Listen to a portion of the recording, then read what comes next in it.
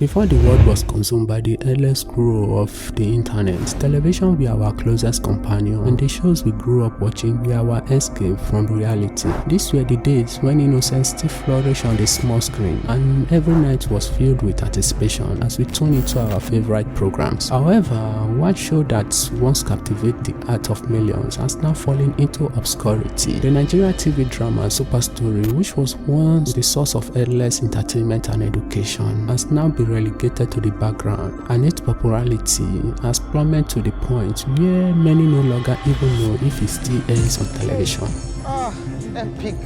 Epic. And oh my god. Super Story is still showing till now, by That's the way. what Ojo was telling me. But despite its fading relevance, the story of Super Story remains an important part of our memory, and it's time to rediscover its charm and relive its captivating tales. You know what? I actually agree with you. Swara. Yes! Tomato. Tomato Swara. Oh my god, father, oh my mind at all. Wale Adenuga, an art and drawing enthusiast, got his start as a student working for the cartoon section of campus magazines. This experience sparked his passion, and he eventually launched his own magazine, Ikebe Super, in 1975. Despite tough competition, Ikebe Super proved to be popular among Nigerian readers thanks to its beloved characters such as Womanizer Papa Jasko, Illiterate Pajimo, Playboy Aleko, and Godigamis Pepeye. Adenuga also published Super Story, which focused on real-life stories during the late 80s. The economic depression impacted the publication industry, leading Adenuga to transition from print to electronic media. In 1983, he made history by releasing Papa Jasko, the first English comedy in a film industry dominated by Yoruba productions. Few years later, the drama series known today as Super Story started.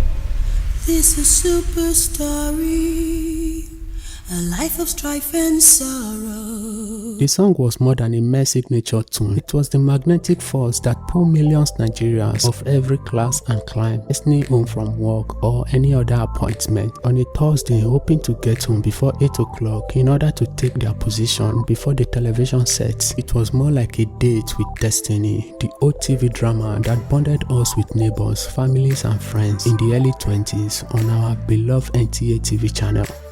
Fast forward to 2001, O Father, O Daughter, the first season of the show, told the story of Suara and Toyi Tomato. The story of Suara, who was desperate for a job, and in the process convinces his wife, Abike, to sleep with a wealthy business owner for him to get the job. Suara gets the job, and slowly, their fortunes turn. One day, he meets and begins to admire a devious lady called Toyi Tomatoes, and things take a new turn.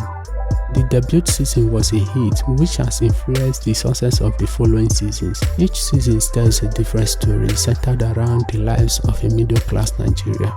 Omoye was another interesting story from the old TV drama. It is the story of a poor girl who had to battle it out with poverty and harsh conditions to survive. The story chronicles the challenge faced by a poor father in the bid to collect his long overdue pension from the authorities, as his family struggle with poverty, which threatens their daughter's education. This was followed by another eye-wetting drama, Nnenna, A Gift of Love.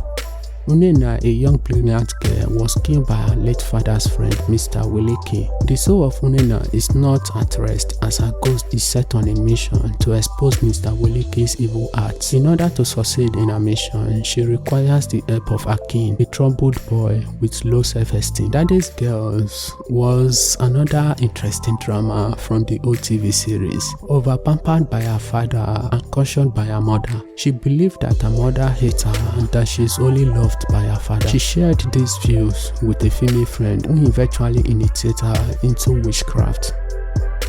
However, Super Story programs got to a stage when it became boring to people, no more suspense, and it stopped to be the sole gazer of many, as some newer unrelatable characters were introduced, which later saw elements of new Nollywood movies displaying themselves. Additionally, the deep storyline started becoming too shallow. The once captivating television series gradually became a program to pass time. As for others, the fire of enthusiasm that had burned for Super Story died out with time.